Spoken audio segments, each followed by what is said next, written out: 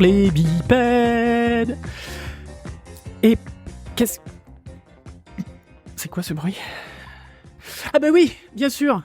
Bonjour, je suis le Doc et ce que vous avez entendu, c'est le Néo. Bon, je me détransforme. Hop là, c'est moi. Et oui, c'est une émission spéciale Annecy. Pour ceux qui connaissent Annecy, bien évidemment, vous avez reconnu ce bruit que nous entendons avant chaque séance, quand il y a du tout noir. Voilà. Donc, bah oui, on est à Annecy. C'est la deuxième année qu'on couvre Annecy. C'est cool. On est hyper contents. Oui. C'est notre première émission, donc, de notre série de 3. Et ouais, il y en aura une aujourd'hui qui sera publiée dès le mercredi de la semaine d'Annecy. C'est ça. Et puis les autres arriveront derrière. Exactement. Comme l'année dernière, un petit peu, on coupe la semaine en 3 et puis on fait notre petit débrief. Aujourd'hui, on n'est que 2. Oui. On est que tous les 2, mais on ne sera pas toujours 2. Exactement, parce que les prochaines émissions, eh bien, nous serons 3. Et oui, puisque Bibi va nous rejoindre. Alors, on va essayer de faire condenser, parce qu'on a vu quand même pas mal de choses, même si c'est les premiers jours. Oui, là, il faut savoir qu'on est donc mardi après-midi, donc on a fait 2 jours et demi à peu près, parce que ça a commencé dimanche soir avec la cérémonie d'ouverture. On va y revenir, évidemment. Tout à fait. Et donc, avant de rentrer dans l'art, toujours le petit quart d'heure marketeux, n'hésitez pas à nous suivre sur Patreon. Pour 1, 3 ou 5 $, vous avez accès aux émissions une semaine en avance. Bon, hormis celle-ci qui évidemment est spéciale et donc est accessible directement pour tout le monde. Mais si vous appréciez cette émission, si vous allez apprécier le ton et ce que vous entendez, eh ben ça fait déjà 3 ans, 4 ans, 5 ans bientôt l'année prochaine. Bientôt 5 ans. Qu'on fait des émissions. Donc n'hésitez pas à aller voir tout ça. Parlez-en autour de vous parce que c'est ce qui fonctionne le mieux, hein. Le podcast audio, c'est rare qu'on trouve ça sur Google en cherchant. Donc n'hésitez pas. Je crois que j'ai fait le tour. Bon, il y a des spreadshirts, des dons, etc. Si vous voulez vraiment soutenir, mais déjà si vous nous écoutez, c'est déjà un grand merci. Mais oui. Et donc voilà. Donc, alors on attaque dans le vif du sujet du Festival d'Annecy 2023. Yes. Alors, on a commencé tous les deux par la cérémonie d'ouverture. Eh oui, cette année, on a eu l'invitation. VIP. On a level up. Carrément. C'est cool. Non, c'est très bien. D'ailleurs, on remercie le Festival d'Annecy parce que, voilà, encore une fois, nous avons eu des chouettes accréditations de presse et c'est cool à eux, vraiment, de nous soutenir. Donc, on vous embrasse si vous nous écoutez. Merci. La manière de la récupérer a été facile. Il y a beaucoup de choses qui sont évidentes, malgré le bordel ambiant qu'il y a, parce qu'il y a quand même 3000 personnes de plus que l'année dernière. 16 000 personnes cette année. C'est ce qu'ils nous ont dit pendant la cérémonie d'ouverture, justement. Et malgré ça, on est quand même bien reçus, on a accès à pas mal de choses et c'est vraiment cool. Il y a même dans des séances, tout d'un coup, on te dit au fond, c'est pour la presse et les retardataires. Et tu dis, je suis pas retardataire, mais par contre, je suis presse. Et là, bon, d'accord, vas-y. Donc c'est vraiment cool. Et on remercie tous les bénévoles et tous ceux qui y organisent ce merveilleux festival. Oui, et d'ailleurs, moi j'aimerais bien qu'on fasse une émission sur justement l'organisation du festival, mais alors hors festival. Donc on essaie de choper ceux qui le font et comment ça se fait un festival comme ça, parce que c'est quand même de mémoire, enfin comme ça, c'est le premier ou le deuxième festival mondial. Oui, après Cannes, en gros, hein, c'est ce qu'ils avaient. Non, mais en termes d'animation, c'est. En animation, c'est même, je pense, oui, le plus gros. Hein, potentiellement. Bon, il doit y en avoir d'autres. Qu'on va oublier, Marcel Jean l'a comparé à Toronto, Cannes. Le Lion d'Or et tout ça, enfin tous ces trucs là, la Mostra de Venise. Oui, voilà, donc non, c'est un très gros truc quand même. Bon, bref. Voilà. Et donc cérémonie d'ouverture. Donc cérémonie d'ouverture. Alors un petit peu.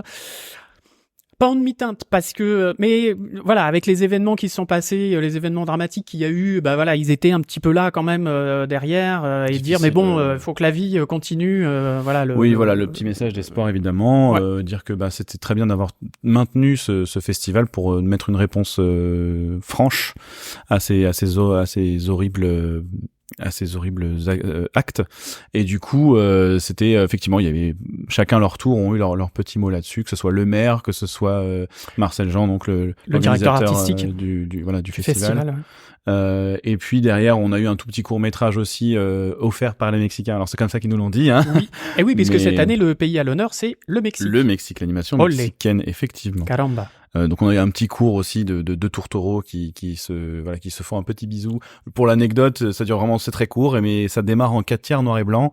Et donc il y a un des deux oiseaux qui fait de la gratte et qui essaie de faire la cour. Puis finalement la nana éteint la lumière et puis c'est elle qui vient devant lui, qui lui fait un bisou. Et quand elle lui fait un bisou, on passe du 4/3 au 16/9 avec de la couleur partout et c'est trop joli et voilà. Mais bon, c'était leur micro réponse à ça et c'était très cool. Ouais, très sympa.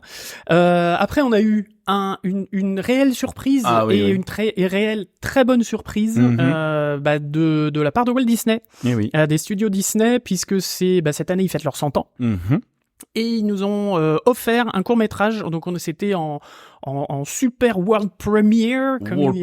Personne n'avait vu ça en dehors de Disney. Exactement, et c'était un petit court-métrage alors qui commence en live action. Donc avec alors on voit une jeune étudiante et puis un vieux monsieur, puis bon alors pour ceux qui le connaissent, mais sinon bon voilà, il y a un vieux monsieur qui qui regarde les locaux de Disney en sortant. Alors, et puis il y a une anecdote, c'est pas n'importe quel vieux monsieur. Alors c'est ça, je voulais y venir après. 70 ans de boîte. Tout à fait. Il a vécu plus longtemps que Walt Disney n'a vécu.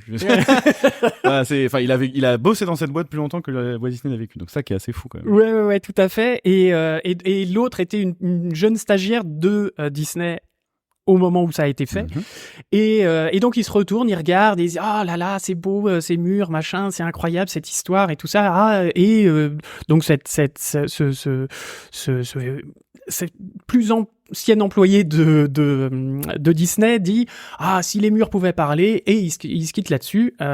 Et ensuite on a un plan sur les images de Mickey, Minnie, tout ça, et Mickey et Minnie commencent à s'animer et sortir du cadre de leur portrait, et tous les personnages de Disney depuis Mickey et Blanche-Neige jusqu'à Frozen, la Reine des Neiges, Réponse et tout ça, sortent de leur cadre et vont pour faire la fête et pour on va fêter les 100 ans et tout, c'est cool, génial. Petite séquence émotion quand Mickey se retrouve, c'est le Mickey classique qui se retrouve face au portrait de Walt Disney, et puis il le regarde et tout ça, puis oh là là, limite une petite larmichette, machin, puis lui lâche juste un petit merci, et voilà, puis après il est emporté par la foule, tout ça, c'était émouvant. C'était vraiment très beau. Ouais. Ils disaient qu'ils avaient rappelé autant que possible les animateurs de l'époque, les voix off de l'époque, etc. Qui pouvaient être là. C'était assez incroyable. Puis voilà, on sent. D'ailleurs, le générique était assez gros en fait pour un petit truc entre guillemets. C'est pas si petit au final parce que comme tu dis, il a fallu intégrer tout ça, que ce soit de la 2D ou de la 3D dans les prises de vue réelles du studio. Et c'était vraiment super cool. C'est vraiment un super moment, très rigolo, plein de petites blagues à droite à gauche et tout évidemment. Et voilà. Et c'est donc un animateur du studio. J'essaie de chercher son nom depuis tout à l'heure. C'est Trent. Non, Trent Corey et Dan Abrams, ce sont les réalisateurs. Dan Abrams, c'est le réal, mais Trent était un animateur à la base. Trent Corey était un animateur. Oui, tout à fait. Ouais. Donc voilà, on va vous retrouver le nom. On est désolé, c'est un très grand animateur en plus. Donc Trent Corey, c'est ça, ouais. Trent Corey. Oui, mais Trent Corey, c'est un des réalisateurs. Oui, c'est pas le vieux monsieur. Ah non, le vieux monsieur. Alors là, c'est une très bonne question. Ah bah écoute, je cherche donc pendant que je continue à raconter. Voilà, je n'ai pas ton savoir et en animation, puis tu veux dire Google sous la main quoi. Voilà, donc c'était super émouvant. On a eu ça, et puis on a eu si je dis pas de bêtises, c'était tout, et puis on a eu savoir du coup que ce court-métrage sera diffusé avec Wish en fait. J'ai lu ça d'accord, okay. dans les news là justement. En fait, c'est un court-métrage qui du coup sera, parce que les gens se demandent mais comment on va voir ça. Oui, quand ce sera avec la sortie de Wish, ça sera diffusé en même temps. D'accord, donc le prochain Disney pour Noël quoi. Tu fais bien de préciser. Disney de Noël. Oui, voilà. Effectivement. Qui est donc le Wish parce qu'il raconte l'histoire de la bonne étoile, voilà, et pour les 100 ans de Disney aussi. Je savais pas du tout. Donc voilà, donc c'était super, très très beau moment. Et puis on a eu aussi la projection d'un film de Benoît Chieux qui s'appelle Sirocco et le Royaume des courants d'air. Oui. Donc il fait partie de la sélection officielle, et donc on a eu alors c'est plutôt 2D avec du décor de temps en temps un peu en 3D, etc. Enfin voilà, il y a un petit mélange, mais c'était de toute façon vraiment plutôt 2D. Nous avons l'info. Avant que tu rentres, parce qu'il y a quand même une info très importante, c'est que le vieux monsieur dont on parlait est décédé en fait en février cette année. Mais oui, bien sûr, ils l'ont dit. Ils l'ont dit, j'avais oublié sans le relisant. Il s'appelle Bernie Mattinson et il avait donc son 70e anniversaire au studio et il est décédé en février 2023. Donc voilà, donc c'est pour ça que c'était un hommage assez sympa aussi au passage, mine de rien. Voilà, c'était le petit moment Disney. Sirocco. Disney Tristoun. Donc ouais, non, Sirocco et le Royaume des courants d'air, donc très 2D. Alors, on a été assez partagé avec Léo. On peut déjà parler de l'influence majeure dont il ne se cache pas. Hein. Miyazaki, c'est clairement un Miyazaki à la française. C'est pas du tout péjoratif de dire ça. Non. Puis il le remercie d'ailleurs. C'est la première personne qui remercie dans le. Je veux dire, à la française peut sonner condescendant. Ah oui, d'accord. Mais non, pas du tout. C'est juste, c'est fait avec notre façon de faire aussi. Ça se sent dans le ton, dans pas mal de choses. Tout à fait. Donc oui, c'est une histoire, c'est un conte. Vraiment, c'est. Je vous fais le pitch rapido. Il y a deux sœurs de 4-8 ans qui rentrent en fait dans l'univers d'un livre écrit par une copine de leur mère, parce qu'elles sont gardées par la copine de leur mère, et elles rentrent dans l'univers du livre qu'elle a écrit et qui s'appelle Sirocco et le Royaume des courants d'air. Et on sait à ce moment-là que la personne qui écrit ces bouquins, qui est une série de livres du coup, une série de mangas presque, ça ressemble vraiment à des mangas d'ailleurs quand elle les prend, a manifestement perdu sa sœur. Oui. Donc il y a un écho comme ça entre le fait que l'écrivaine a une sœur et qu'elles sont deux sœurs aussi. Et donc elle a forcément quelque chose de sombre à l'intérieur de ce livre qu'elle raconte à travers ce bouquin. Et donc les deux frangines rentrent dans cet univers et puis découvrent plein de choses qui ne sont alors qu'elles connaissent déjà puisqu'elles ont lu bien évidemment les bouquins de Agnès, donc l'écrivaine, mais donc elles connaissent déjà des trucs de l'univers, mais il y a des choses qu'elles ne savent pas. Et donc elles vont essayer surtout de trouver comment revenir à leur réalité. Donc dans leur monde en gros. Donc voilà, donc c'est grosso modo c'est ça. Et puis il y a Sirocco donc qui est un grand magicien qui manie le vent, etc. et qui fait il y a tout un truc, fait tout un tas de choses dans ce monde. Il est présenté comme le méchant de l'univers, qui crée des tempêtes et tout ça, machin. Et c'est assez marrant parce j'ai l'impression qu'il t'envoie un peu sur une piste étrange. Tu sais pas trop qu'est-ce qu'il a fait à la sœur de l'écrivaine, tu vois, ce monsieur, parce que ça va être quand même un mâle. Et en fait, non, c'est pas du tout le propos du film. Non, pas du tout. Mais il y a tout ce truc, oui. Puis alors, il y a, comme on parlait de Miyazaki, parce qu'il y a ce besoin de laisser les choses planer longtemps et d'un coup essayer de faire une envolée, etc., avec de la musique, ce personnage très mystique avec des vêtements qui volent dans les airs et tout, ça fait très, très, très Chihiro. On voit qu'un œil au milieu de son écharpe et de son chapeau, etc. Ouais. Donc, il y a un peu toute cette iconographie vraiment miyazakiesque, mais j'ai trouvé que ça manquait de côté épique. Alors la musique par contre était chouette, était très justement épique, mais pour moi il a manqué justement d'avoir des images et de l'animation épique au moment où la musique était épique. Ils là du coup voilà ça manquait de dynamisme et d'énergie à certains moments pour relancer justement le côté contemplatif qui était chouette d'ailleurs. Après les décors et tout ça étaient intéressants. Par moment, partie graphique était vachement intéressant, j'ai trouvé. Par moment un petit peu abstrait, un peu trop à mon goût. Vraiment, c'est des formes très géométriques, etc. Bon, ils nous ont expliqué qu'il y a eu 4 ans et demi de prod, je crois, si j'ai pas de bêtises, mais en tout cas que ça a été très long et difficile compliqué à financer. Donc, on se doute bien qu'il y a eu des contraintes. Et par contre, ce que je trouvais chouette, c'est qu'on sentait la sincérité de l'équipe dans le film. Tout à fait. C'était vraiment quelque chose de très, très doux et très, comment on dit, authentique. Voilà, vraiment. Voilà. Donc ça, c'était chouette. Et j'ai pas passé un mauvais moment du tout. Bien au contraire, c'était un peu longuet par moment parce qu'il y a vraiment des plans contemplatifs. En fait, c'est ça l'équilibre dont tu parles de Miyazaki, où t'as un grand moment où ça plane et puis d'un moment ça part et tu te fais embarquer là-dedans. Et là, n'y est pas trop. Du coup, les plans longs se ressentent encore plus. Donc ça rendait le film un petit peu longuet par moment, quoi. Il manquait les petites poussées d'adrénaline où t'es allez vas-y, tu vois, ce côté-là, allez on y va, on part à l'aventure et tout ça, voilà, ce petit truc là qu'on a justement chez Miyazaki ou chez d'autres, on parle de Miyazaki parce que voilà, il y avait une vraie corrélation, mais il manquait un petit cette petite chose là où quand on voit je sais pas, château dans le ciel ou quoi, où on est là derrière, hey vas-y, c'est parti, voilà, il manquait juste ce petit truc là et c'est con parce que oui, puis sinon il y avait un très bel univers. Oui, l'humour était très bon aussi. Enfin, c'est un humour pour enfants, mais qui marche très bien aussi pour les adultes, j'ai trouvé. La plus petite était un poil agaçant. Ah oui, tu l'as trouvé, un poil agaçante. Ouais, c'est vrai. Mais après, c'était son côté aussi, c'était son caractère, mais voilà. On m'a pas dérangé. Bref. Non, c'est quand même un bon film. Si vous pouvez aller le voir au cinéma, allez-y. Ne serait-ce que graphiquement et tout ça, et vous dire que c'était quoi? C'était français? Oh, bien sûr. Oui. C'était complètement français. Hein. Oui, je savais plus si c'était une coproduction avec la Belgique ou quelque chose comme ça. Tu me mets un doute là. Je sais plus. On vous mettra un lien de toute façon vers le film dans les notes de l'émission. Donc n'hésitez pas à aller regarder. Et puis voilà, s'il passe dans votre cinéma, allez-y, quand même. Ouais, ne serait-ce que pour voir quand même le travail accompli, c'est vraiment chouette. Vraiment chouette.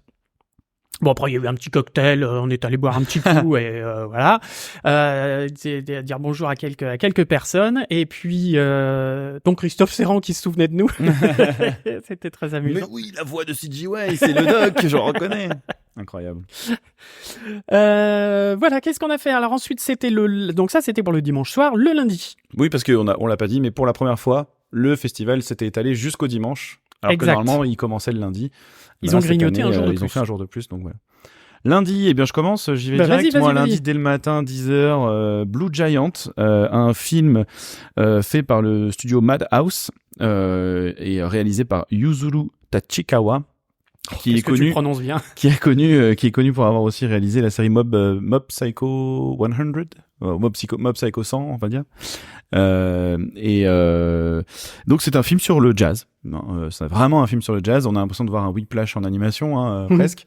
Juste comment un mec complètement acharné qui joue sous les ponts à Sendai décide d'aller à Tokyo et de vivre son rêve de devenir saxophoniste professionnel et notamment jazzman, parce que jazz is life, jazzo is life. C'est vraiment, il y a des moments comme ça très shonen, tu sais, genre je serai le plus grand jazzman de tous les temps et le jazz est là pour sauver l'humanité, etc. C'est vraiment très drôle. Et donc voilà comment il va rencontrer ses collègues comment ils vont monter leur groupe tous les trois avec un pianiste de renom qui a ce côté un peu classique, qui joue très bien du piano mais qui a du mal à s'exprimer en fait en vrai, tandis que lui est beaucoup plus à l'approche à la one again sous son pont, mais par contre qui est capable de véhiculer des émotions très très fortes. Et un troisième luron. Entre la technique et l'artistique, en fait, c'est un petit peu. C'est un peu le débat du truc. Et d'ailleurs, au moment où ils doivent décoller, c'est là où ça pêche parce que il y a les deux là, et il y a le troisième qui est un pote du gars original qui tout d'un coup découvre la batterie parce qu'il lui demande de faire un rythme avec une canette à un moment donné. Le mec a plus d'emploi, il vient de perdre son boulot et tout, et il lui dit vas-y mets-moi un rythme à la canette là pour que je puisse jouer mon saxo et tout. Et le mec en faisant ça se découvre une passion pour la batterie. D'accord. Et donc il se met à jouer avec eux. Et arrive ce moment où le mec à la batterie les a un petit peu rattrapés techniquement, mais il est un peu en dessous. Sauf qu'il y a un moment donné où il rattrape tellement Jean-Michel, j'apprends moi-même, que ce qui manque, c'est le pianiste. Le pianiste est froid, en fait. Il y a un article qui sort et qui dit le saxophoniste incroyable, le batteur a encore des progrès, mais vraiment nous a fait vibrer aussi. Par contre, le pianiste froid comme la mort, nous a pas rien fait vivre du tout, etc. Et donc là, c'est comment ils vont surmonter toutes ces épreuves. Et voilà, c'est un film comme ça qui va alterner entre petite vie de groupe entre eux et moments sur scène. Parce que c'est vraiment des grosses séquences, hein, les moments de show, t'as vraiment des séquences de 5-10 minutes où c'est que eux en concert. C'est vraiment du jazz, quoi. Faut aimer le jazz parce que sinon le film tu vas te faire chier, c'est sûr. Et puis voilà, la particularité. Tu vas peut-être découvrir le jazz aussi, ça peut être intéressant. C'est une très belle manière de le découvrir, ouais. Et t'as des moments donc dans le film qui sont la particularité un peu visuelle, on va dire. Déjà, il se la joue un peu soul, le film de Pixar. En mode, il y a des petites flashs de lumière. Dès qu'il commence à jouer, il rentre dans la zone. Il y a plus de décor et puis t'as des feux d'artifice et des trucs et tout, tu vois, comme si. C'est les émotions qui qui se manifestent, qui se matérialisent, on va dire, voilà. Et il y a surtout un truc, et moi qui m'a un petit peu dérangé, c'est que il passe de la 2D à la 3D par moment dans les séquences. Tu sais pas pourquoi. En plein milieu d'un morceau, d'un plan à l'autre, ça passe à de la 3D. D'accord. Et la 3D, elle est toute molle. Et donc moi pour surtout du jazz où c'est vraiment très rythmique, où les rythmes arrêtent pas de bouger et tout d'un coup ça fait un truc tout mou qui pour moi marche moins bien, quoi. Donc c'est dommage. Alors ça fonctionne dans l'ensemble, on va pas, voilà. Puis je comprends l'économie que ça demande aussi, parce que c'est le moment où le mec s'envole en solo au saxo, tu te doutes bien que c'est chiant de animer toutes les clés, tous les doigts et tout machin. Mais du coup voilà, ça a un petit peu pour moi dénoté le truc. Mais le film il est incroyable, il y a un cliffhanger, enfin un twist à un moment donné qui est juste, tu t'attends pas du tout à ce que ça arrive là. Il y a de l'humour, il y a du drame, il y a évidemment de l'amour de la musique à fond. Et donc super cool, super bon film, un peu long. Je crois qu'il fait 2 heures, je crois, que j'ai vu tout à l'heure là. Ouais, c'est ça, il fait 2h04, donc il était un petit peu long quand même. Ah oui, pour un film d'anime, c'est quand même... Pour un film d'anime sur le jazz. Ouais, donc voilà, mais vraiment super cool, très belle histoire, je vous conseille. Blue Giant. Ok, bah de toute façon, vous retrouverez bien évidemment tout ça vers les notes de l'émission. Ouais. Moi, j'ai vu un film qui s'appelle Les Inséparables, donc qui est toujours dans la compétition officielle. Les Inséparables, qui donc est un film de Jérémy Degruzon de chez N-Wave, qui donc ils sont belges Luxembourg, belges.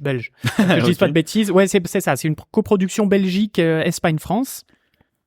Alors ils ont pris des scénaristes de chez Pixar qui ont fait Toy Story.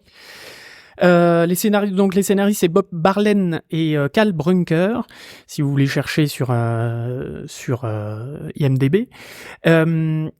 Et le film est un mélange entre Toy Story et l'histoire de Don Quichotte, Don Quijote de la Mancha, qui est...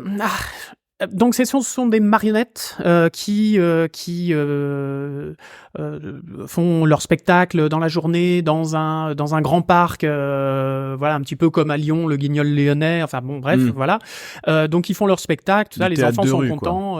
Du théâtre de rue. Oui, c'est ça, mais dans un grand parc en fait, dans Central Park à New York. Et puis il y a une petite baraque où voilà sont les marionnettes. On voit pas le marionnettiste, mais on voit les marionnettes au début qui jouent comme des marionnettes, et voilà, puis le soir venu, quand il n'y a plus personne, les marionnettes prennent vie, et en fait elles sont vivantes.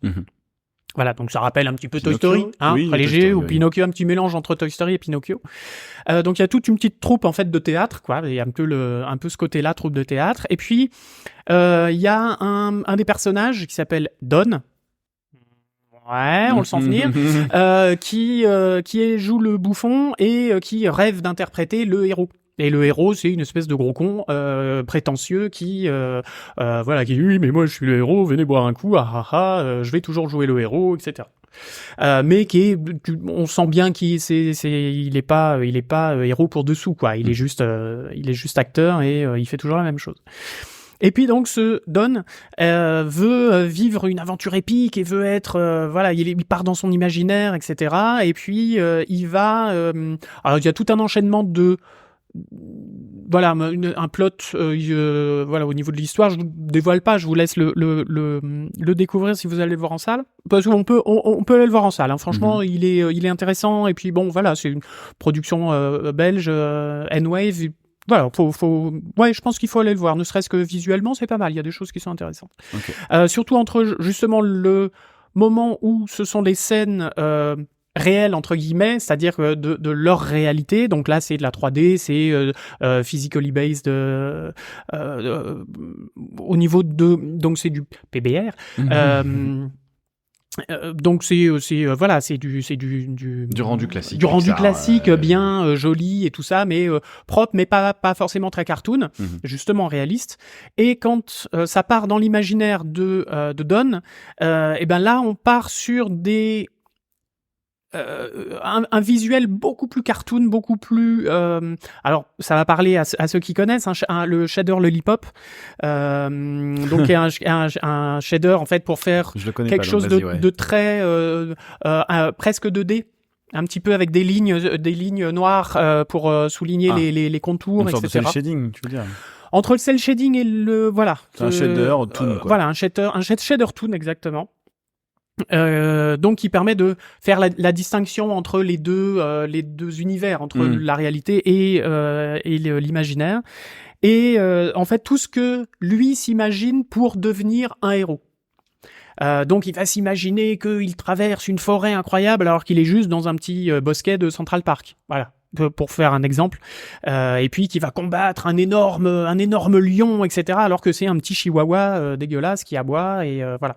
Donc il y a tout ce truc là qui est intéressant, et Et il va bien évidemment rencontrer son Sancho Panza, qui est une espèce de donc son l'écuyer de Don Quichotte, qui est interprété par un ours un ours en peluche avec qui DJ Doggy Dog, qui voilà, oui, c'est une espèce de d'ourson rappeur avec une bande magnétique à l'intérieur qui dit je suis un super rappeur, machin, tout ça, et va s'installer entre eux une amitié, une complicité, et puis ils vont vivre alors justement des aventures, etc. Donc c'est vraiment un mélange, comme je disais, entre Toy Story, Pinocchio et l'histoire de Don Quichotte. D'accord.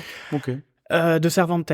C'est intéressant. Même s'il y a quand même un peu de déjà-vu, surtout dans le côté Pinocchio, Toy Story. Pinocchio Toy Story. C'est propre, c'est beau. C'est bien foutu, mais j'ai l'impression que du coup c'est vraiment un mélange de l'histoire de Don Quichotte mais avec un univers Toy Story like, mais qu'il n'y a pas d'ajout plus que ça. Non, pas beaucoup plus. Il y a pas de, en plus, il y a pas forcément la quête de Dulcinée, qui est l'amoureuse de Don Quichotte, qui veut absolument séduire, etc. C'est une histoire d'amitié, c'est sur l'imagination, c'est sur l'imaginaire qui fait avancer aussi les choses. Donc là, le message est intéressant aussi, puisque c'est justement l'imaginaire de Don Quichotte qui donne l'énergie, la volonté de faire les choses, la motivation, etc. Donc il va motiver plusieurs fois d'autres protagonistes, d'autres personnages. Donc c'est intéressant de ce point de vue-là. J'ai trouvé c'était assez bien poussé. Par contre, il y a des chansons. Alors personnellement, moi je commence à en avoir un petit peu ras-le-bol des chansons dans les films d'animation, s'il vous plaît. Faites autre chose que du Disney. Oui, ça peut marcher, et même encore Disney, ça commence un peu à nous casser les noyaux.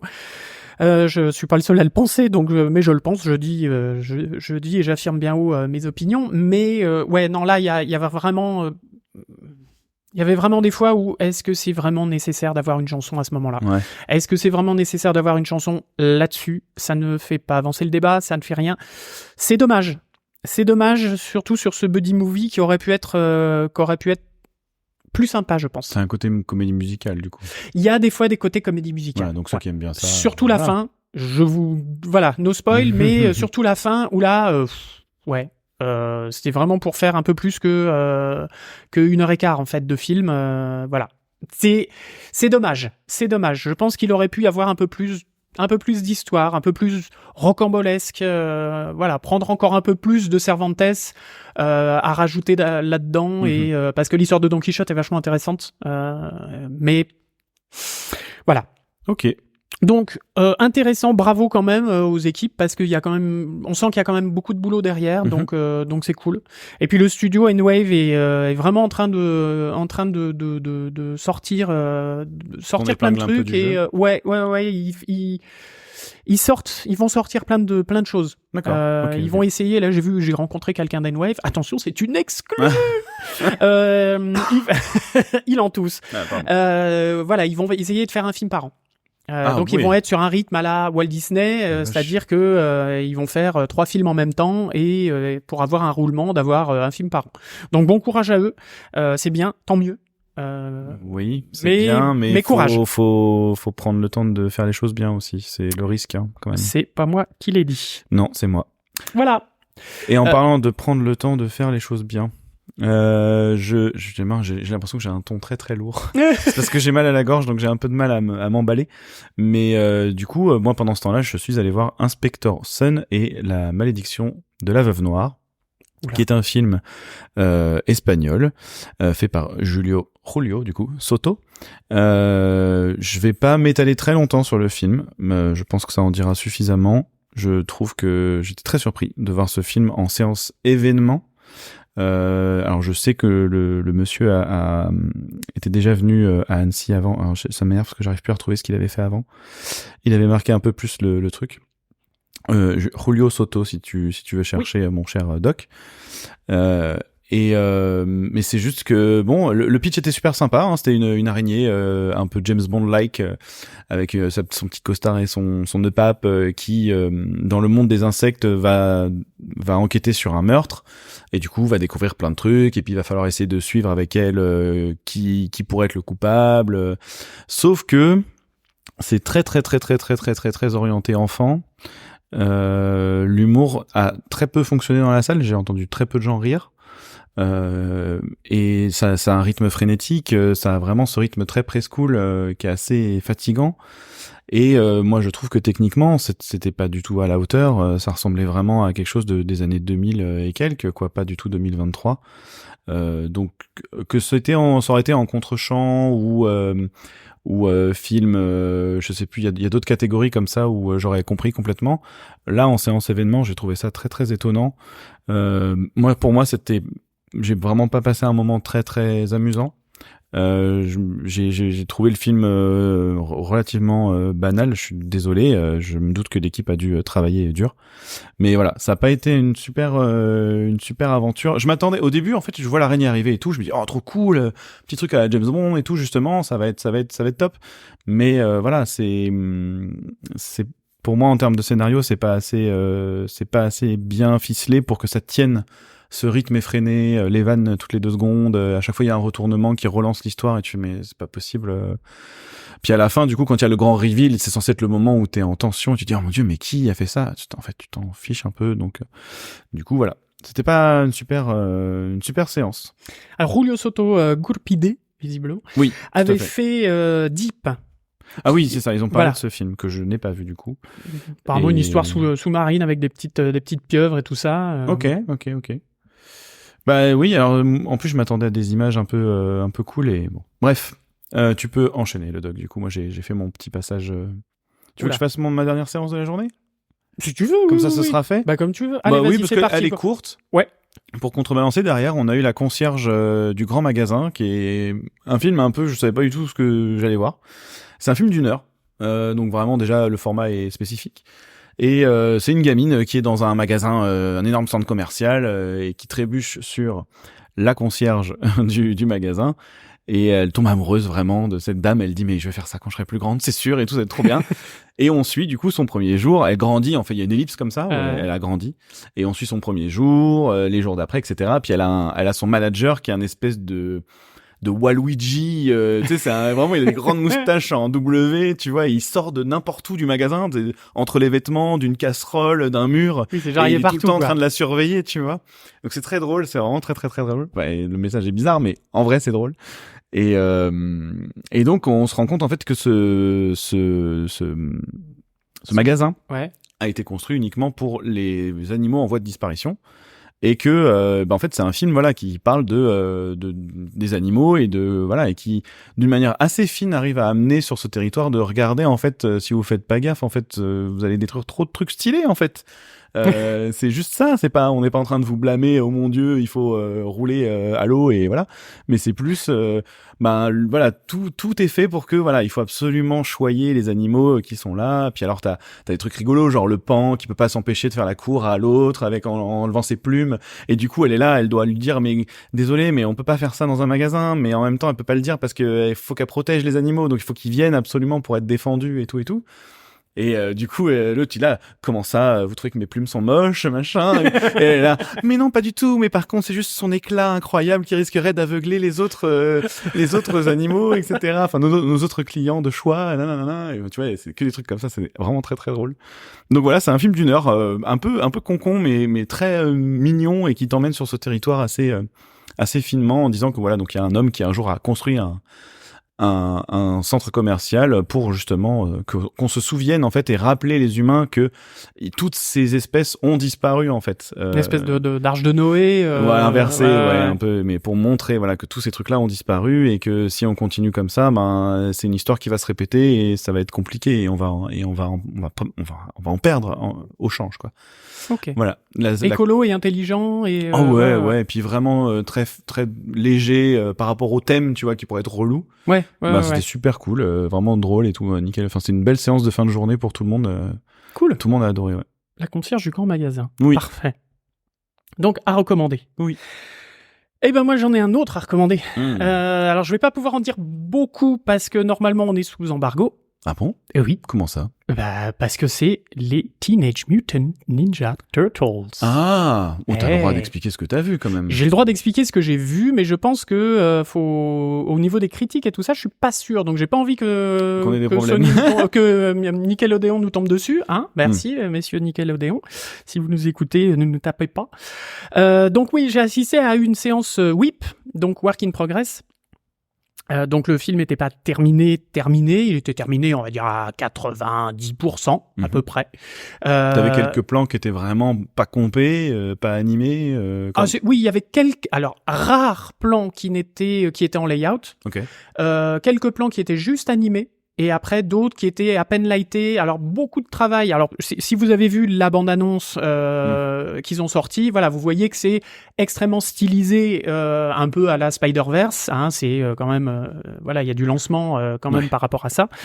Mais donc le côté comics, hein, je vous rappelle que les Tortues Ninja c'était quand même à la base des comics, des fanzines même à la base, parce que c'est les deux auteurs avaient dessiné ça vraiment comme un comics fanzine qui vendait un peu sous le manteau dans leur université, et puis ça a pris, enfin bref, je vous encourage d'ailleurs à regarder l'épisode de Toys That Made Us, donc sur Netflix, donc c'est un petit documentaire, enfin c'est des séries de documentaires sur comment ont été créés certains jouets, certaines marques, enfin certains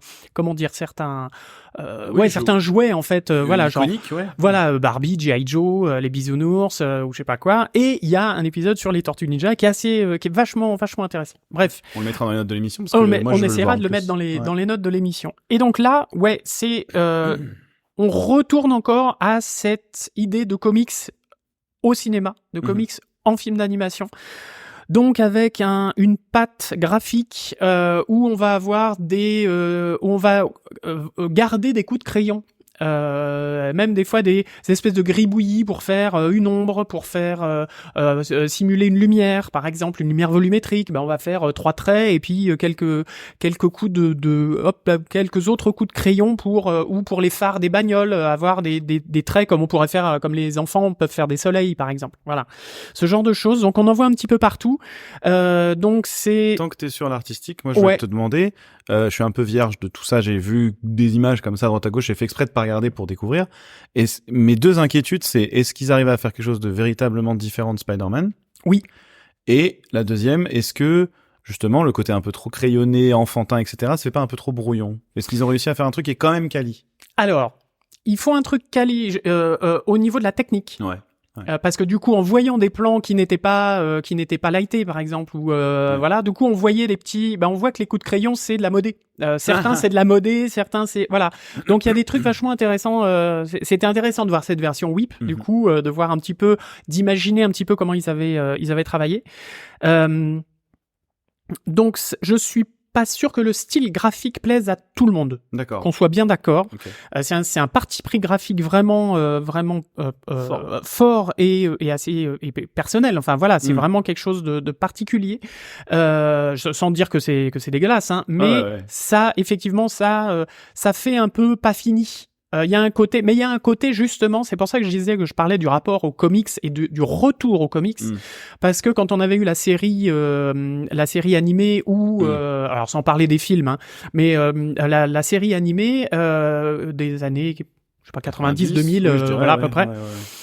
Là, on avait quelque chose de très propre, très lisse. Ouais. Donc on a encore cette image-là, mais là, on est sur vraiment quelque chose de retour aux pages de comics et avec vraiment voilà des petits coups de crayon pour les ombres, pour des traits de visage, pour voilà ce genre de choses.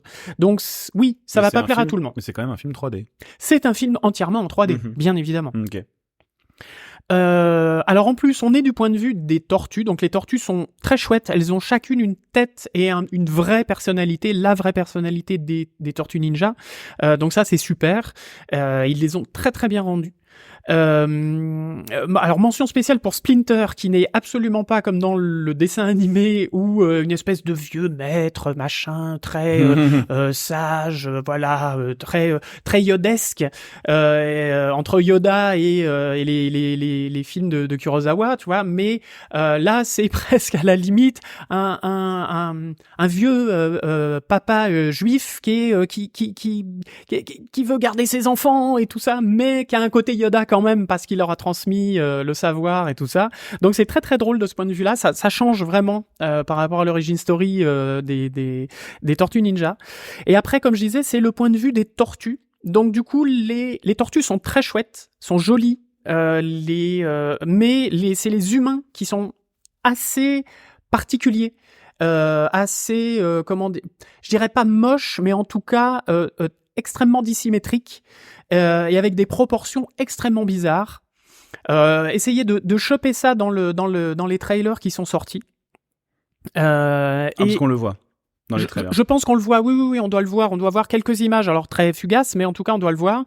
Et j'ai trouvé que c'était vachement intéressant. C'est pour ça aussi que je dis que ça ne plaira pas forcément à tout le monde, parce que au début, j'ai été choqué. Je me suis dit, mais pourquoi ils ont fait des gueules comme ça aux humains? Et en fait, je me suis dit, mais non, c'est le point de vue des tortues, parce que les humains voient les tortues comme des mutants, des trucs horribles et tout ça. Oh mon Dieu, c'est des horribles monstres et tout ça. Alors que les tortues sont jolies.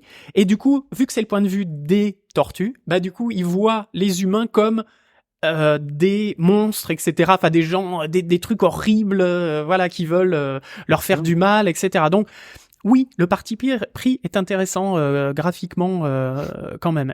Et alors, un truc surtout, c'est que c'est ultra fun. Sachant que t'as raté la moitié des blagues parce que c'était en anglais. Exactement, c'était en anglais non sous-titré, donc il y a des fois, ils parlent tous en même temps des fois, et donc du coup, j'étais entouré d'Américains qui se bidonnaient pendant toute la séance, et moi, il y avait des fois où j'ai fait, j'ai loupé une blague. mais bon, j'en ai quand même eu, hein, j'ai un certain niveau d'anglais, mais voilà, c'est vraiment très très fun. Le film est fun. Cool. Fun. Ils essaient pas de se prendre au sérieux et de faire pas un du film tout. Pas du tout. Juste avec une patte graphique, mais un fond hyper au premier degré, c'est plus l'éclate quoi. Ouais. Pour et moi, ça les s'adresse Tortues Ninja, vraiment. C'est ça. Hein. Voilà. Et mais c'est pour ça que je dis. c'est vraiment pour ça que je dis. Ça revient vraiment à l'essence du comics et pas des films ou ou de la série animée. Et cool. Alors. Un des auteurs, c'est Seth Rogen, donc qui est quand même connu, enfin tapez son nom sur IMDb, vous allez voir tout ce qu'il a fait, c'est notamment l'histoire des Sausage Party. Ouais. Voilà, c'était vraiment très extrême, hein, on est bien d'accord. Il est connu pour la déconne, quoi. C'est ça, c'est vraiment allons-y dans la déconne, mais voilà, c'est quelqu'un d'irrévérencieux et qui va faire et faire dire les choses sans filtre. Mais du coup avec énormément d'humour. Enfin moi c'est un humour qui me plaît beaucoup et qui plaît beaucoup quand même à pas mal de gens. Donc faut y aller tranquille en mode ado. C'est vraiment un film qui s'adresse aux ados et aux adultes qui sont restés un peu ados. Okay. Donc c'est vraiment un film pour les geeks, de geeks, etc. Enfin voilà, ça fait vraiment à tous ces échos-là. Donc c'est vraiment vraiment très très sympa. Donc je peux pas en dire plus. Petit bémol par rapport à April O'Neil que je sais pas. Elle a des proportions assez bizarres et ça m'a fait étrange. Voilà, c'est vraiment. Au début, j'ai eu du mal à me dire, mais merde, c'est pas April, ça. Sans dire que il faut que ce soit Lara Croft, hein, on est d'accord, mais ça fait bizarre. Et en même temps, après, on se dit, ouais, ok, c'est une geek, c'est machin, mais il y a un petit peu le côté, l'image de la geek, mais le mauvais côté. Un petit peu, voilà, lunettes. Caricatural un peu. Quoi. Caricatural un poil. Okay. Un poil caricatural, c'est dommage, mais après on s'y fait et en même temps le personnage est fait pour ça aussi. Donc voilà, puis ça change de là dans les derniers films où c'était l'espèce de bombasse siliconée, là, je sais plus comment elle s'appelle, qui joue comme une bombasse siliconée. Parce que les Tortues Ninja en film, c'est Michael Bay, non ? Oui. Donc ça doit être Megan Fox, j'imagine. Exactement, voilà, c'est ça. J'avais même pas retenu son nom, donc voilà, vous voyez. Alors c'est l'antithèse de Megan Fox, hein, absolument rien à voir. Enlevez-vous ça de la tête. Tout que le silicone, c'est pas bon pour la santé. Voilà, mais en tout cas, ouais, le film ultra fun, très sympa. Donc voilà, je vous le conseille. Il sort le 2 août. Oui, c'est ça, le 2 août. Okay. Allez-y. franchement, vous allez passer un super bon moment. Très bien. C'était la fin de la journée du lundi. Ou t'avais encore autre chose le lundi soir? Qu'est-ce que j'avais d'autre? Non, alors moi, je me suis fait je vais être très très court. Je me suis fait un petit plaisir parce que je suis un grand fan de l'univers de Leiji Matsumoto. Qui nous a quittés malheureusement l'année dernière, donc qui est le papa d'Albator, etc. Et là, dans les Annecy classiques, puisque dans le festival d'Annecy, ils reprennent ils remontrent, voilà, ils font des fois des rétrospectives, des choses comme ça, avec des vieux films d'animation. Et là, c'était Galaxy Express 999, donc qui est donc dans l'univers d'Albator, etc. Et donc là, c'était le premier film donc réalisé par Rintaro, qui a fait Astro Boy, Metropolis, et des épisodes de Galaxy Express, de Albator, de Queen Emeraldas.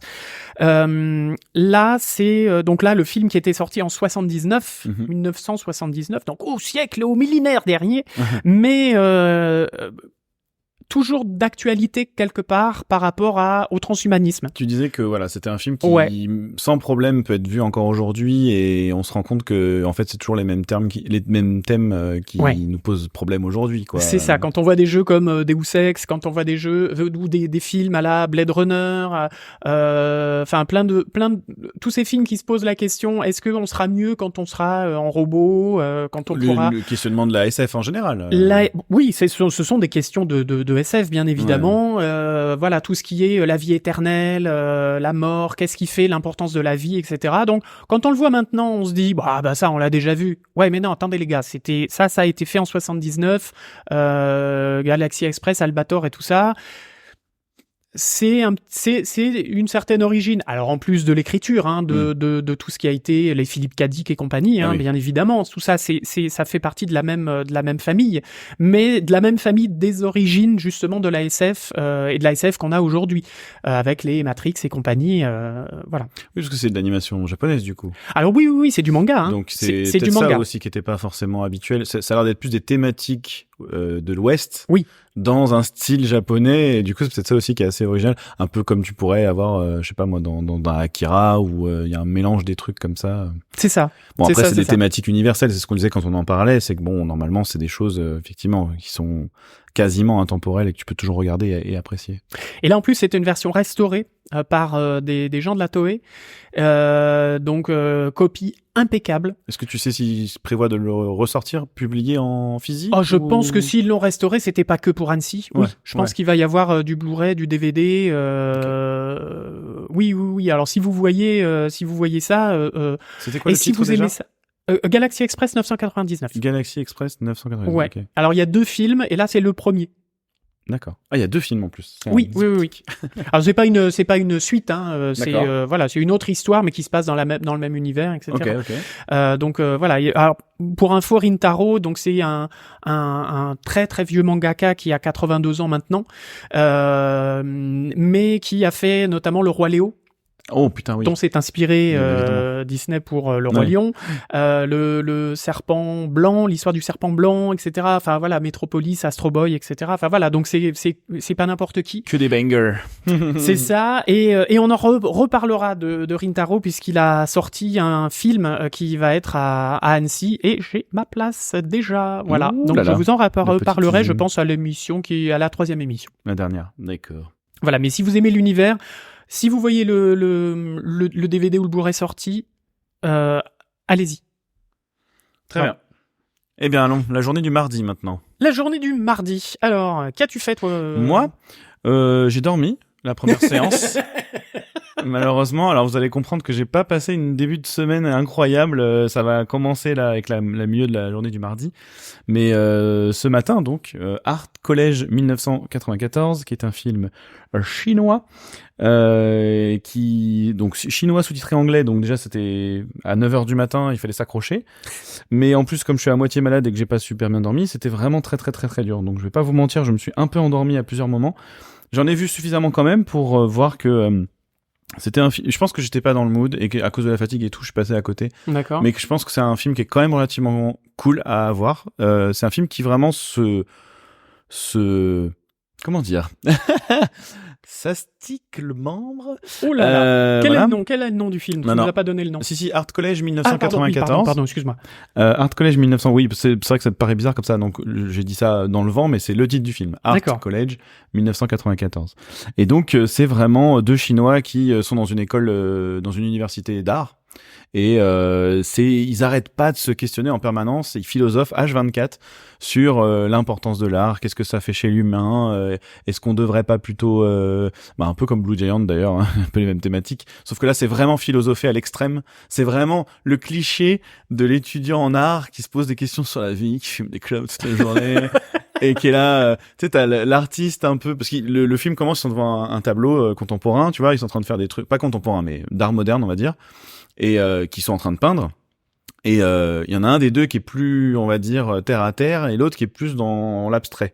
Ouais. Et celui qui fume des clopes, il est vraiment en mode non, mais l'art, de toute façon, c'est là pour qu'on s'exprime et tout machin, un truc comme ça. Et puis bon, de toute façon, même de lettres, quoi. Même si les gens comprennent péjoratif, pas, etc. Oui, mais le cliché justement, c'est ça.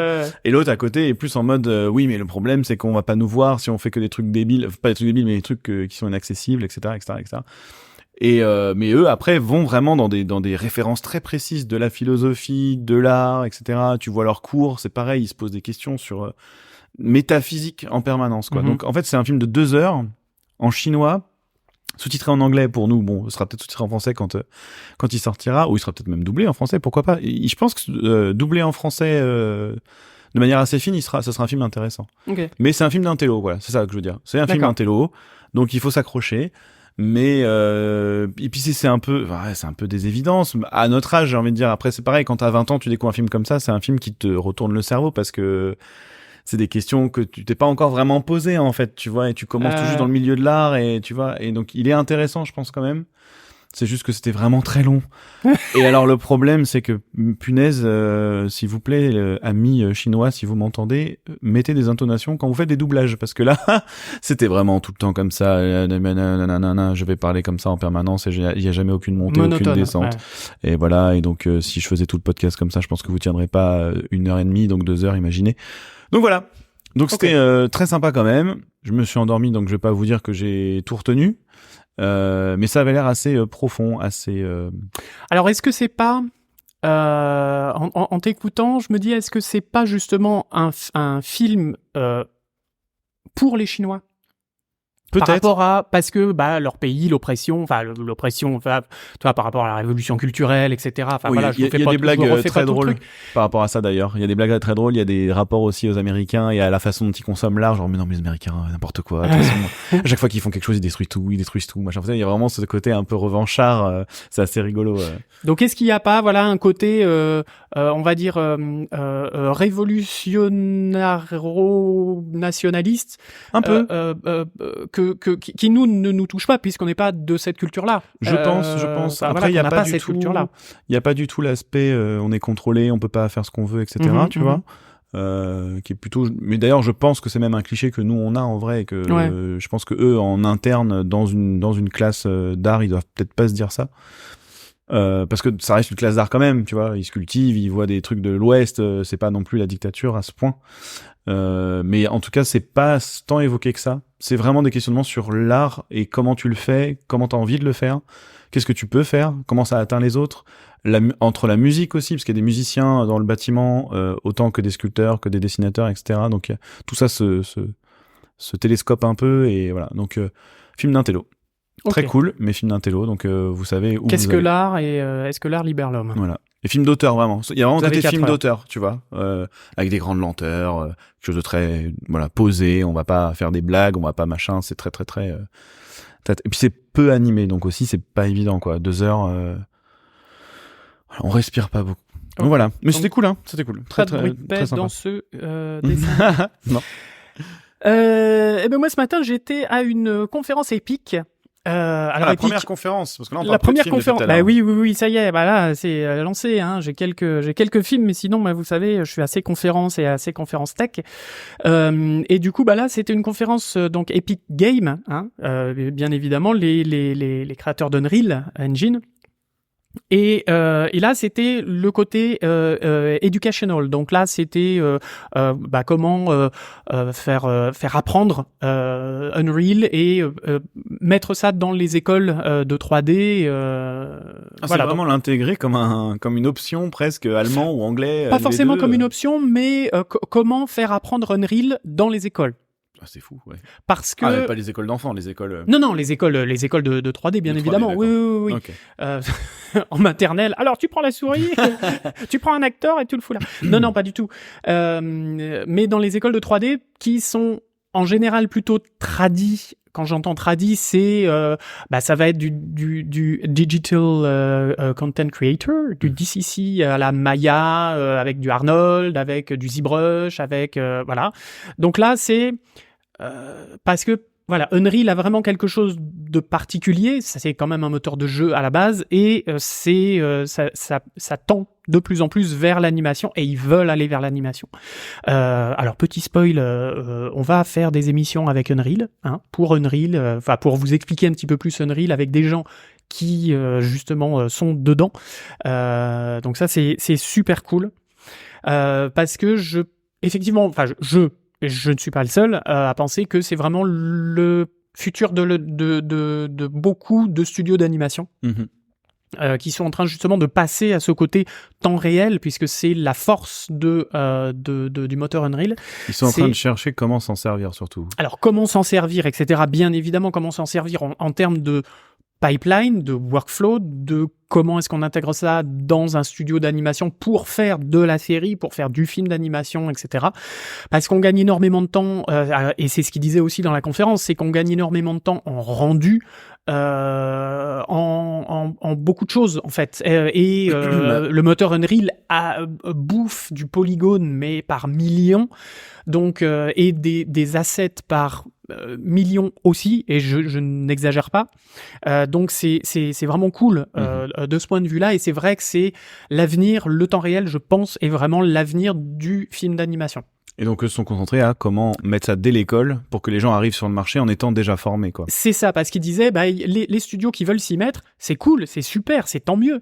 Mais quand ils cherchent des artistes, ils en trouvent pas. Ou alors, ils vont trouver des gens qui ont bidouillé des trucs dans leur coin, mais qui sont pas vraiment formés comme vont être formés des étudiants à Maya, ZBrush, Photoshop, etc.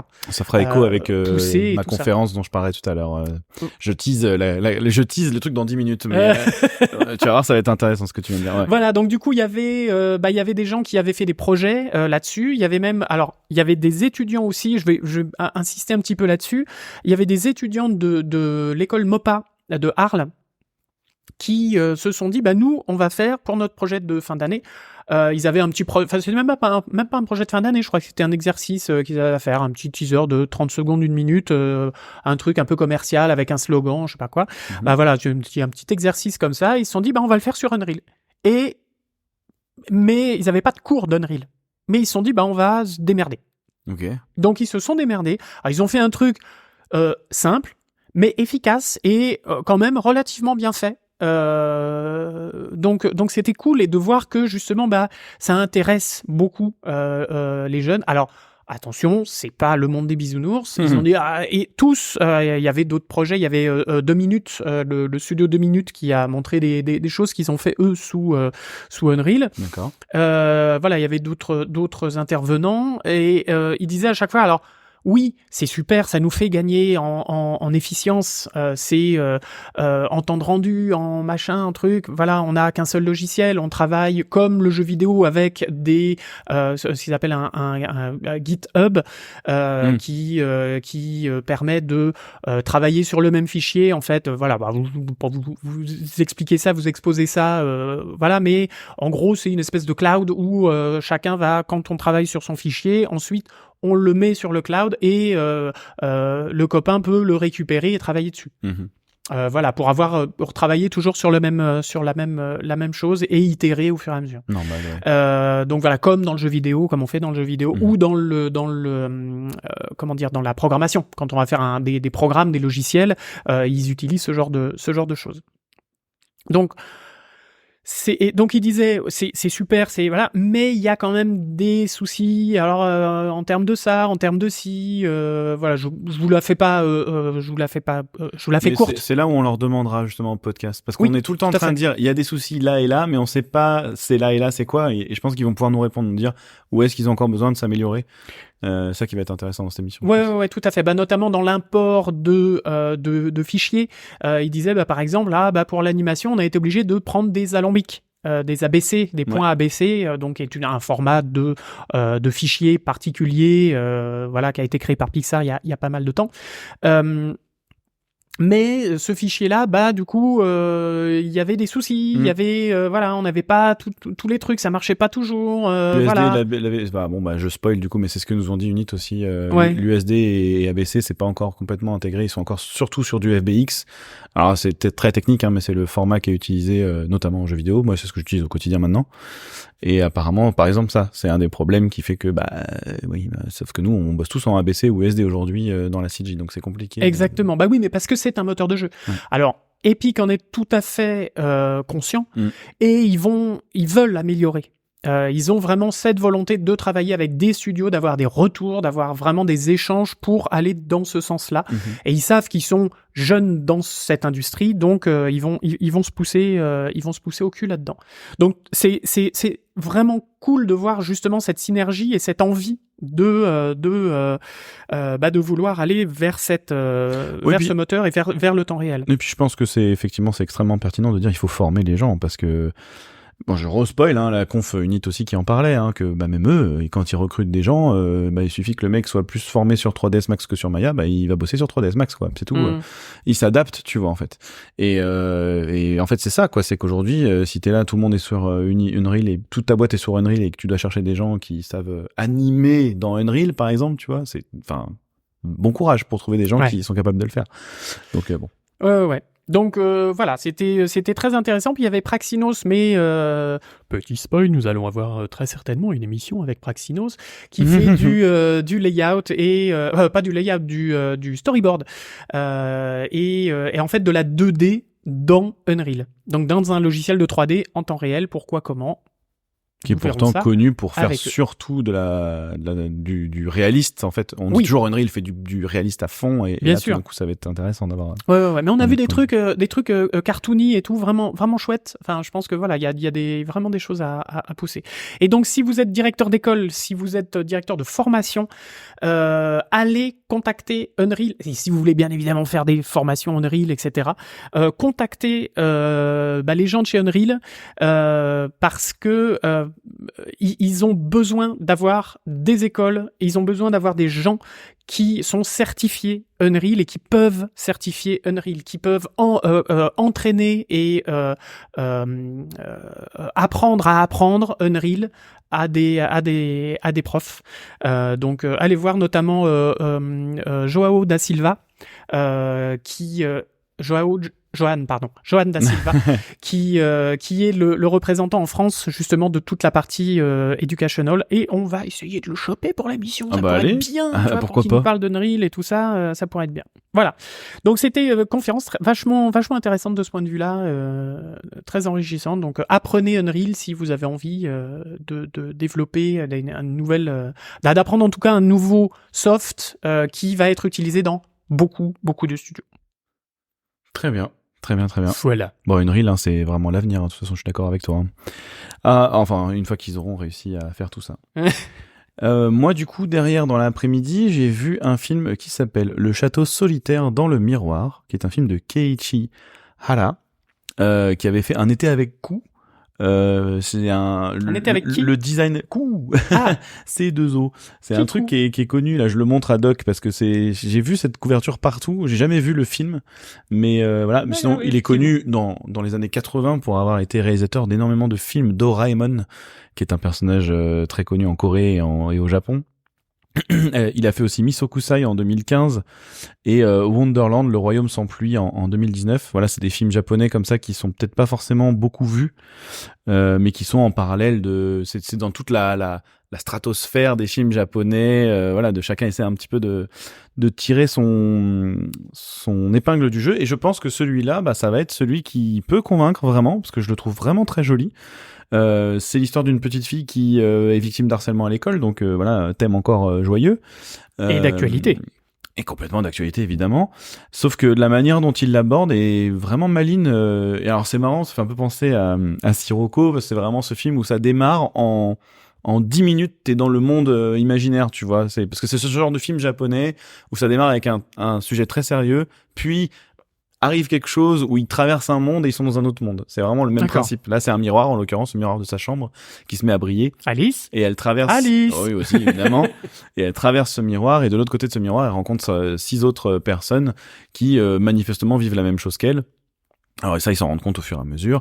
Et il y a une petite fille avec une tête de loup, une petite fille qui ressemble au chaperon rouge, avec la tête du loup sur la tête, en masque. Ouais. C'est très étrange, très très étrange, et qui vient leur expliquer un peu à la Squid Game, voilà, vous pouvez venir là de 9h à 17h, heure du Japon, c'est très important. C'est-à-dire qu'ils sont obligés de sécher les cours pour venir dans ce monde. Donc c'est encore plus important, parce que du coup, effectivement, tu démarres le film, elle est déscolarisée, elle peut plus y aller, tu sais pas encore pourquoi, mais bon, tu comprends que c'est pas possible. Elle dit qu'elle a mal au ventre et ça lui permet d'éviter le truc. Et sa mère n'est pas au courant de ce qui se passe, mais bon, elle accepte la situation. Et donc, elle rentre dans ce monde, elle rencontre ces 7 personnes, et voilà, il y a une espèce de petit jeu comme ça où elle dit, il va falloir trouver la clé. Si vous trouvez la clé, il y a une seule de vous 7, une seule des personnes qui va pouvoir réaliser son vœu, et tout le monde oubliera ce qui s'est passé. D'accord. Ou alors, vous trouvez pas la clé et vous garderez les souvenirs que vous avez. Alors évidemment, se lier d'amitié avec cette personne, et du coup, va se poser la question de ne spoil pas. Est-ce que je prends mon vœu? Est-ce que je reste avec ces gens-là, etc., etc. Et donc tout ça est entremêlé des passages où tu apprends ce qui lui est arrivé dans l'école, tu apprends tu apprends aussi que donc la mère n'est pas au courant, etc., etc. Bref, la manière dont c'est amené, la manière dont elle découvre aussi ces gens, la manière dont elle se rend compte que c'est pas elle le problème du tout, etc. Tout ça, elle est très jeune, je crois qu'elle est au collège, je crois qu'elle est en 4e ou 5e, un truc comme ça. Ok. C'est amené avec beaucoup de finesse, c'est très beau. C'est drôle 2D, par 3D? moments. 2D, ouais. Film 2D. japonais 2D classique, vraiment. C'est joli. Franchement, je trouvais bien écrit. Ça m'a beaucoup emporté. J'ai dû partir, malheureusement, 10 minutes avant la fin, justement, où on sait si elle va prendre la clé ou pas. Ah, donc tu ne sais même pas donc si je elle ne prend sais la clé pas. ou pas. Et non, même moi, je m'autotise. Mais j'ai passé un très, très, très bon moment. Et je conseillerais donc le château dans le miroir. Le château solitaire dans le miroir. Voilà, si jamais vous le voyez sortir, il est censé sortir en 2022. Il est sorti au Japon le 23 décembre 2022, mais je vois pas de sortie en France. 13 septembre. Voilà, le 13 septembre de cette année sortira Le Château solitaire dans le miroir. Je vous conseille très très très fortement. C'est un très beau film. Très bien. Voilà. Et où tu t'es pas endormi? Non. Alors que j'étais en pleine gestion. Non. Alors, ma dernière conférence, et puis après, je te laisserai la parole pour toi, ta dernière conférence. Ouais, qui était vraiment trop bien. Ma dernière conférence, c'était sur, encore, j'ai fait une journée un peu thématique. Le temps réel, les intelligences artificielles, est-ce que ces outils vont révolutionner l'animation? Une conférence sur une semaine complète qui s'arrête jamais. C'est impossible d'y répondre. Alors, on n'a pas discuté avec ChatGPT, mais en tout cas, on en a beaucoup parlé. Donc, il y avait plusieurs intervenants justement de différents studios. Il y avait Blue Zoo, il y avait Blue Spirit, il y avait d'autres productions qui justement ont expliqué un petit peu comment est-ce qu'ils utilisaient le temps réel et l'intelligence artificielle dans leur production, dans leur pipeline, dans leur workflow. Et c'était super intéressant parce que c'était des utilisations totalement, en tout cas, différentes à chaque fois. Il y en avait qui, par exemple, se servaient de... Alors, je ne vais pas rentrer dans le détail. Par contre, je vais essayer de mettre des photos de certaines slides qu'il y avait dans le Discord. Donc, les patriots-bipèdes qui sont seniors, qui ont accès au Discord, pourront voir ces images. Donc, qui résument un petit peu les différentes utilisations. Donc, voilà, si vous voulez voir, devenez patriots-bipèdes seniors. Hein, ouais, voilà. Au passage. Au passage, voilà, ça c'est glissé. Donc, il y en avait qui disaient, moi je l'utilise par exemple pour tout ce qui est inspiration. je vais utiliser DALL-E, je vais utiliser Midjourney pour pouvoir récupérer des refs, des choses comme ça. Moi, j'utilise alors bon, le temps réel, bien évidemment, comme je vous l'ai expliqué par rapport à la conférence du matin, les avantages du temps réel, etc., de la rapidité, du calcul d'image, etc., de la visualisation dès le layout, par exemple, au niveau lumière, au niveau shader, etc. Voilà, c'est vachement intéressant. Pourquoi ils mettaient les deux ensemble, temps réel et IA? Parce que c'est les deux technologies émergentes qui viennent justement dans l'industrie de l'animation. Ok. Mais par rapport à l'IA, justement, j'insiste un poil plus sur l'IA. Du coup, il y avait, alors oui, il y avait Dada Animation, il y avait, là, je viens d'avoir les noms, Genius Brands International et Critters, qui étaient des petites vidéos faites avec DALL-E, justement. Mais faites à l'aide de DALL-E. À l'aide de DALL-E. Complètement avec DALL-E. Alors, quasiment complètement avec DALL-E, par exemple. Pour l'exemple de Critters, c'est donc le gars là, Chad Nelson, qui est l'auteur réalisateur. Lui a découvert DALL-E genre avec un prompt à la con, une bestiole, un monstre avec des poils qui s'interroge sur le sens de la vie face à une chandelle, tu vois, face à une bougie. Et DALL-E lui a sorti une image et il a fait mais c'est génial ce truc, et il a passé 8 heures dessus. Enfin bref, il nous a raconté tout ça. Et il a créé tout un petit monde avec des monstres et un petit court-métrage en fait avec des monstres qui étaient des monstres créés par DALL-E et des environnements créés avec DALL-E. Qui fait DALL-E, donc DALL-E, donc qui est une des intelligences artificielles qui crée des images. Oui, c'est bien de l'expliquer effectivement. Oui, mais bien sûr, voilà, comme Midjourney fait pareil. Sauf que là, DALL-E ils ont chacun des spécificités, et DALL-E, par exemple, permet à partir d'une image, d'une photo, alors soit qu'il a créé lui-même, soit qu'on lui injecte, de dire recrée-moi le décor autour, je veux que tu me crées un peu plus de décor. Je pense que vous avez déjà vu ça sur peut-être des articles si vous vous y intéressez un petit peu. Et donc il a fait ça, et il a fait tout un petit court-métrage là-dessus. Alors après il l'a passé à des motion graphers qui ont permis de faire de l'animation au niveau des petits personnages, les images fixes. Qui les ont rendus animables avec un lip sync, des mouvements de lèvres, etc., et des mouvements de visage. Alors là, par contre, avec de l'intelligence artificielle de reconnaissance faciale et pour pouvoir animer les visages de ces monstres avec une webcam avec une caméra d'un iPad, par exemple. Oh là là là là. Donc ça a l'air expérimental dit comme ça. Hein? Ça a l'air expérimental dit comme ça. Oui, c'est un peu expérimental, bien évidemment. C'est toujours de l'expérimental. Mais du coup, voilà, il a voulu pousser le concept et dire, je vais faire un truc jusqu'où je peux aller. Jusqu'où je peux aller. Ouais, ok. Et puis avec, alors par contre, il a utilisé des voix, pas de synthèse, justement pas d'intelligence artificielle, mais des vrais doubleurs. Et puis, mais il a animé tout ça. Il a fait animer tout ça aussi. Donc c'est au niveau des bras des monstres, etc. Enfin, de tout un tas de petites choses.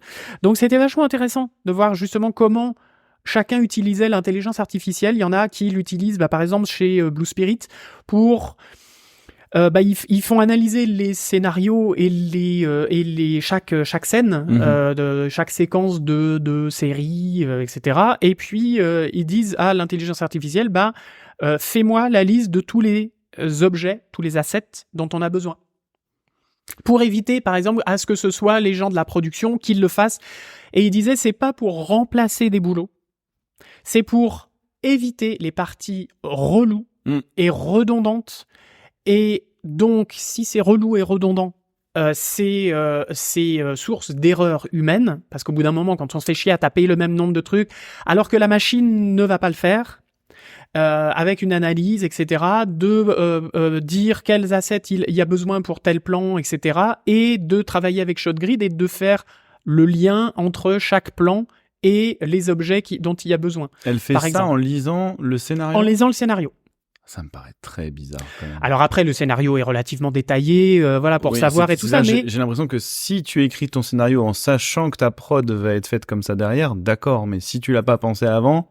Alors bien évidemment, il faut que ce soit pensé avant, il faut qu'il y ait un minimum... que tu veux dans ton image, voilà, mais il faut qu'il y ait un minimum de préparation avant par rapport à...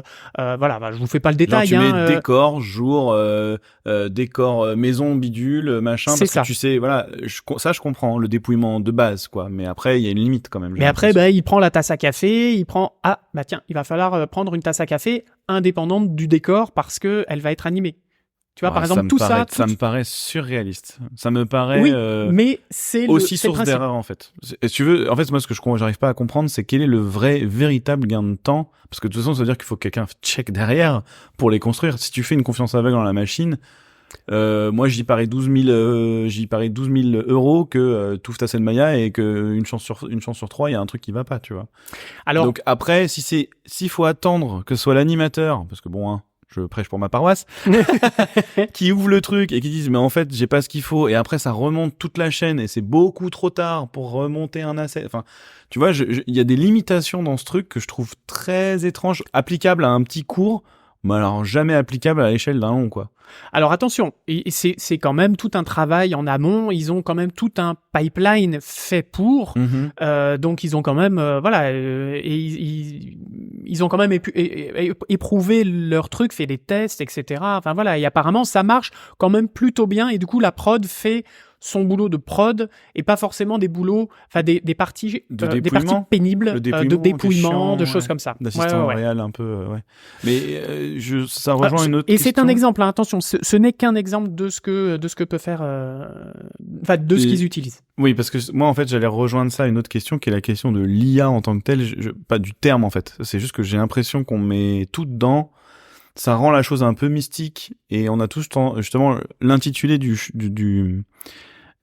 créneau là de la conférence. Pour moi, elle aurait été intéressante de dire, je sais pas comment l'exprimer, ça se réfléchit, mais je pense qu'il faut qu'on fasse attention et qu'on arrête de dire IA pour tout.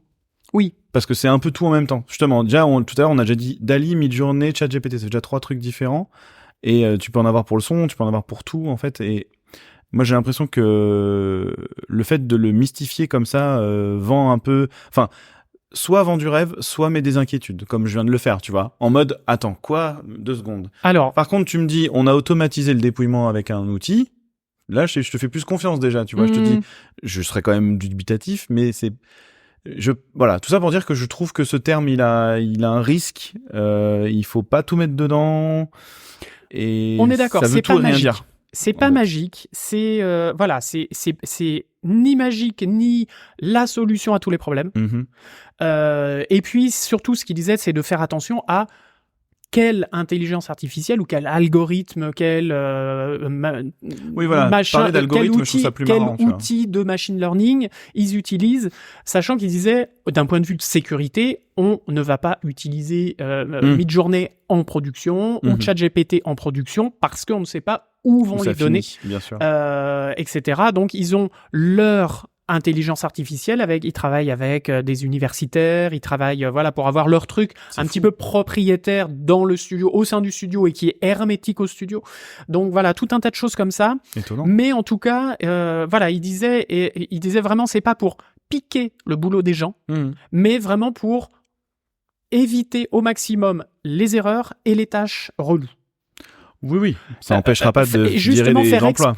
Faire exploser tout ce qui est créativité et efficience, et que l'humain reste quand même au centre de tout ça. Ouais, c'est l'éternel débat. Voilà, ça supprimera forcément des emplois, mais en vrai, ça va enlever des emplois de merde, donc est-ce que c'est pas plus mal ? Mais ça va en créer aussi. C'est toujours la même question. Voilà, parce que finalement, c'est ce que j'allais dire, demain, c'est presque un boulot de la CG, d'être quelqu'un qui est capable de faire de l'algorithme et du deep learning et tout ça, en fait. Aujourd'hui, on n'a pas ça dans nos métiers, mais ça pourrait très bien complètement transvaser. Donc c'était vachement intéressant, en tout cas, de manière créative, voir comment ils avaient tout intégré, intégrer tout ça, et puis après, voir comment est-ce que ça évolue, les inquiétudes, bien évidemment. Il y avait une question, c'était mais moi je suis écrivain et je suis auteur et vous êtes en train de me piquer mon travail avec vos conneries, grosso modo. Et d'un coup, les gars étaient un peu gênés aux entournures en disant oui, non, enfin c'est pas vraiment, oui, mais non, enfin vous allez toujours avoir du boulot, mais ce sera pas tout à fait le même. Puis il disait c'est pas s'adapter ou mourir. C'est plus compliqué que ça et on est en phase d'expérimentation et on teste et on regarde et voilà. Donc, détendez-vous les gars, personne va vous piquer votre boulot pour l'instant, aucune machine ne va piquer votre boulot pour l'instant, mais peut-être l'alléger pour que vous travailliez plus de manière créative et que la créativité humaine soit quand même beaucoup plus mise en exergue. Que vous kiffiez votre boulot, quoi. Et que vous kiffiez votre boulot. En fait. Exactement, tu résumes tout à fait le truc. Voilà, donc je mettrai quelques slides dans le Discord. Ça, c'est cool, ça. J'ai hâte de voir. Et donc, ta dernière conférence, et nous nous arrêterons là parce qu'on a quand même 1h15 d'émission pour l'instant. Très bien. Eh bien, ma dernière conférence, la voilà, c'est la conférence Unit Image. Et donc, un petit retour sur plus de 10 ans de fabrication chez eux. Ils nous ont montré un petit peu tout, vraiment, de comment est-ce qu'ils fabriquaient, qu'est-ce qu'ils fabriquaient, avec qui ils fabriquaient. C'était vraiment un très beau tour d'horizon. Ça a duré 1h30 à peu près, 1h15. Ils font essentiellement quoi ? Histoire de résumer, Unit. Globalement, ils font surtout du clip, du clip de la petite bande-annonce jeu vidéo, quoi. Ok. Mais petite bande-annonce, full CG, de qualité. Ils se sont comparés à Blur. Ils disaient que quand Blur était à l'époque à son plus gros moment, pareil, ils faisaient des génériques de films complètement en 3D hyper poussés ou de jeux vidéo, etc. Ils disaient qu'eux, ils voulaient faire le Blur à la française parce qu'ils avaient plein de leurs potes qui étaient partis justement et ils disaient mais merde, on peut peut-être faire ça chez nous. En fait, on est peut-être pas obligé d'aller aux US. Et il a sous-entendu qu'ils avaient réussi. Je suis d'accord. Je suis vraiment d'accord. Ils font vraiment un truc hyper quali. Et ils font des très très belles choses chez eux. C'est vraiment. Je vous invite. Mais du coup, ils nous ont montré leurs 3 démos. Il y avait une démo reel globale, on va dire, une démo reel axée sur les VFX et une démo reel axée sur les créatures. Okay. Et elles sont toutes trouvables sur YouTube, je pense, parce que c'était des liens YouTube, donc à mon avis elles sont trouvables. Et toutes elles sont vraiment effectivement impressionnantes. Ils cumulent là des projets du God of War, du League of Legends, du Beyond Good and Evil 2 qui a marqué à l'époque beaucoup de gens. Je crois qu'il y a du Game of Thrones dedans ou la série, ou je sais plus. Ils ont fait du Love, Death and Robots, ils ont fait des épisodes pour Love, Death and Robots, etc. Ils font que des trucs Netflix, hyper stylés. Donc, ils nous expliquaient que, déjà, c'est un studio, faut savoir, ils ont démarré à 4, maintenant ils sont 150, voilà. En 10 ans, ça a bien gonflé. Ils mettent leur temps, quand même, à gonfler. C'est pas non plus, on a fait un gros succès d'un coup, on fait un long métrage. Le long métrage arrive, doucement. Oh. Ils sont en train de s'attaquer à ça, ils ont leurs IP à eux, etc. Ils ont des trucs qui sont en train d'arriver. Mais c'est pas pour autant qu'ils vont devenir 500 non plus demain tout de suite. On sent qu'il y a quelque chose de très organique dans l'entreprise. Il y a des gens qui sont là depuis très longtemps. Ils disaient par exemple qu'ils adoraient prendre des généralistes. Ouais. Ils ont vraiment ce côté à l'ancienne et justement ils disaient que chez Blur, chez qui d'autre, je crois que chez Blizzard ou chez Weta, qui ont tendance à faire ça aussi, à prendre beaucoup de généralistes. Chez ILM, ils ont tendance à prendre beaucoup de généralistes justement parce que c'est des gens comme ça qui, ça crée une émulsion forcément. T'as pas des gens qui ne font que leur tâche et c'est tout. Et donc ils aimaient beaucoup ça. Ils nous ont expliqué que du coup, c'est un studio qui est souvent appelé pour faire de la commande, bien sûr, parce que c'est des jeux vidéo, des groupes de jeux vidéo qui leur demandent de faire une petite cinématique, une petite séquence pour eux et tout. Mais ça n'empêche que, ils font du design jusqu'au compo. Ils ont carrément là créé un perso. Ils nous ont montré toute la création, donc en 2D avec de la recherche de tête, de design, etc. Ouais. Puis développer le personnage en 3D. Ils ont fait de la motion capture sur tout le visage, la performance capture, pour le visage, etc. pour pousser le truc au maximum. Et le jeu vidéo finalement derrière a dit on va le mettre dans notre jeu parce qu'il est trop cool. Tu vois, c'est incroyable. Et ils ont comme ça du coup des talents de toute la chaîne. Et je pense que c'est pour ça que maintenant ils peuvent s'attaquer au long. C'est qu'ils ont en fait toute la chaîne du design au compo. Et donc ils peuvent se permettre d'y aller. Il disait justement, comme je l'évoquais tout à l'heure, que les DCC que tu as évoqué tout à l'heure, il y a de tout. Ils ont commencé sous After, maintenant ils sont sur Nuke, ils ont commencé sur 3ds Max, ils sont sur Maya, mais encore 3ds Max pour les environnements, notamment. Ils sont donc sur Nuke, sur Premiere et tout le bazar et tout T20, GitHub aussi que tu as évoqué, voilà. Houdini pour le Cloth et le R. Par exemple, donc ça m'a assez surpris, mais pourquoi ils sont sous Houdini pour ça ? Parce que le mec qui fait les FX le mec qui devait s'occuper du Klaus et du R, en fait, s'est dit, il avait envie de faire du Houdini et il savait qu'il avait toute la team de FX à côté, de VFX pour le coup là, qui pouvait les aider à la moindre galère qu'il avait et tout. Donc ils se servent d'Houdini pour ça aussi. Ils font carrément de la presta en fait de motion capture et de performance capture. Donc on a vu leurs photos, ils ont toutes ces armatures, tu sais, avec tous les appareils photo autour. Ces salles toutes blanches avec des vraiment, je sais pas combien d'appareils là-dedans. Ils l'ont utilisé pour eux, puis au final, ils se disent, il y a plein de gens que ça intéresse d'avoir ce matériel. Donc en fait, ils sous-louent ce truc-là à d'autres boîtes qui ont besoin de faire ça. Ils travaillent aussi avec Bernard, qu'on a interviewé l'an dernier. Oui. Bernard, logiciel concurrent de Shotgun direct, qui va venir un peu leur mettre une petite claquounette, moi je pense. Ça a l'air vraiment vraiment cool. Ils ont vraiment step up et là c'est vraiment en train de s'intégrer chez Unit.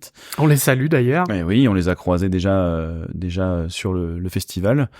Donc voilà, c'était un studio qui était vraiment hyper. On n'a rien vu de neuf. Il y avait pas d'exclus. C'était surtout du retour sur les projets qu'ils ont fait et qui expliquait un petit peu tout le process.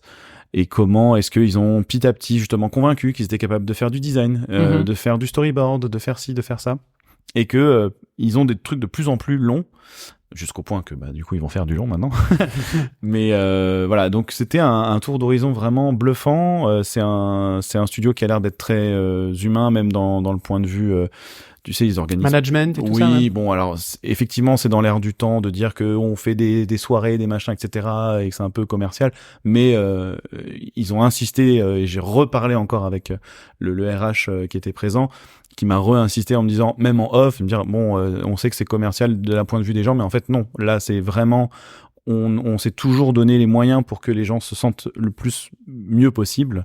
Et après, il y a les problèmes de toutes les boîtes. Il y a des gens qui râlent, il y a des gens qui sont pas contents. Par exemple, ils ont eu une offre de projet, ils nous ont raconté ça, d'un long métrage.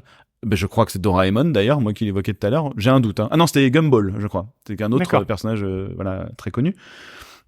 Et en fait, ils ont fait un sondage en interne, et parce que trop de gens avaient dit qu'ils se sentaient pas de bosser sur un projet comme ça, ils ont refusé le long métrage. Ils ont ce luxe de dire on prend pas le long métrage parce que voilà, tu vois. Donc c'est super cool, il y a vraiment une envie de souder les gens au studio. Ils s'adaptent donc s'ils embauchent des gens, ils embauchent des gens aussi par rapport à ce qu'ils savent faire et que du coup si t'es bon dans Blender et que tu vas animer dans Blender, demain t'animeras dans Blender, pas de problème, tu vois. OK. Ça s'intégrera. Et puis ils nous ont montré tous les outils de pipe qu'ils ont en interne et tout. Ça a l'air d'être hyper quali, un explorer, un truc qui te permet d'aller chercher des assets, un truc qui permet de faire du feedback, un truc qui permet de checker le sanity, le fameux sanity check qui permet de contrôler les scènes à la sortie pour qu'elles soient pas dégueulasses et tout. Ouais. Donc voilà, au final, parce que je vais pas m'étaler 12 ans non plus, ça fait déjà un moment, mais c'est un studio qui est vraiment, j'ai l'impression, rodé, qui peut maintenant s'attaquer à du long métrage. Ils recrutent en ce moment, ils l'ont dit. Donc si vous êtes à Annecy, n'hésitez pas à aller sur leur stand. Ils sont prêts à accueillir tout le monde. Comme c'est plein de petits projets, du coup ça tourne tout le temps. C'est ce qu'ils disaient. Même si vous êtes pas pris là, c'est pas grave. Ça fera du relationnel pour plus tard. Et puis faut pas hésiter de repostuler régulièrement. Voilà, c'était tout ce que j'ai entendu était très très cool. Tu vois, ils prenaient pas que par l'expérience ou que par l'ancienneté ou que machin. Il y avait un ensemble de points très positifs. Je pense que c'est une boîte qui sort des trucs comme ça pas pour rien, en vrai. Alors, je pense qu'ils bossent beaucoup, on va pas se mentir, vu les qualités qui sortent, voilà. Mais voilà, c'était une super conférence. J'étais très surpris. J'y allais sans trop de prétention. Je voulais juste voir un peu ce qu'ils allaient nous dire. Et ça promet du très très bon pour la suite. Cool. Voilà. À suivre. Je vais peut-être aller les voir. Bon, voilà, c'était nos 2 premières journées et demie, on va dire. On va deux premières journées, si on compte pas le dimanche. Oui. Et puis, on en a encore d'autres. Prochaine émission, elle sortira normalement vendredi. Donc cette émission-là, elle est prévue pour le.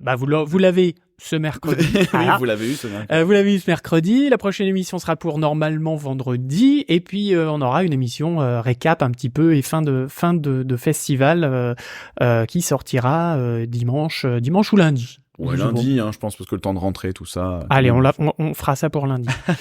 Voilà, écoutez, merci les bipèdes de nous avoir encore écoutés. N'oubliez pas de faire la pub autour de vous. Vous êtes nos meilleurs ambassadeurs et ambassadrices. Et on vous embrasse. Tu voulais rajouter un petit mot N'hésitez pas à nous suivre sur Instagram. Oui. J'essaie de faire des petites stories le plus possible, de raconter un petit peu ce qui se passe en live. Il y a potentiellement un moment où on va rencontrer aussi nos patriobipèdes ou nos bipèdes, ceux qui nous écoutent, même ceux qui nous écoutent pour la première fois. Totalement. Donc tenez-vous au courant sur l'Insta, on fera une petite story pour annoncer ce moment-là. Merci encore, merci à tous. La semaine ne fait que commencer. Exactement. Ça va être beaucoup plus lourd là, ce qui arrive derrière. Là, demain, il y a déjà Migration, Miyazaki, n'importe quoi. Kizaki, quelque chose, qui est un truc de Disney qui a l'air fou. Il va y avoir beaucoup de choses. Mars Express, je ne sais pas. Il y a Élémentaire, Fixed, machin. Il y a beaucoup de choses. Voilà. Et autre chose, si vous êtes sur le festival, que vous écoutez cette émission et que vous croisez des gens avec une casquette avec marqué CGY en jaune avec un point d'interrogation au bout, c'est nous. Voilà, n'hésitez pas à venir nous voir, un petit coucou, ça nous fait toujours plaisir. Gros bisous, à bientôt les bipèdes. Bisous à tous, bonne soirée. Ciao, ciao. Ciao.